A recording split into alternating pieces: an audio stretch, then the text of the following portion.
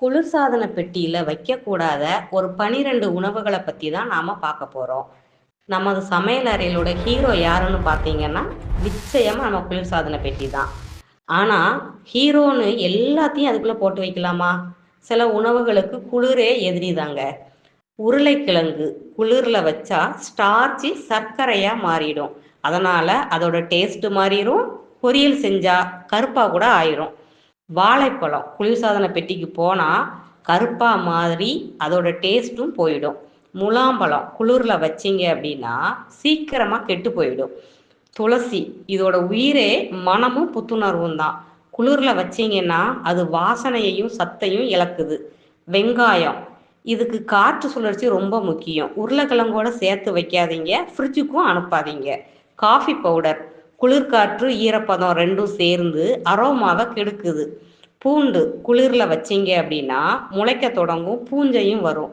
சூடான சாஸு குளிர் அதோட வலிமையையும் டேஸ்ட்டையும் குறைச்சிடும்.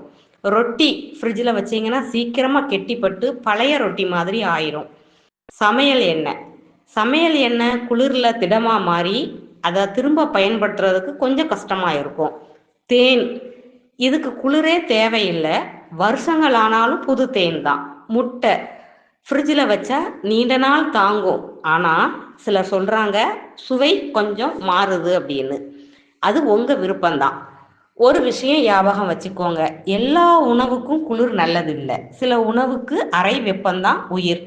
உங்கள் வீட்லேயும் இது நடந்திருக்குன்னா கமெண்டில் சொல்லுங்கள். குளிர்சாதன பெட்டி எல்லாத்துக்குமான வீடல்ல. சில உணவுகள் குளிரில் சுவை மனம் சத்தையே இழந்து விடுகிறது.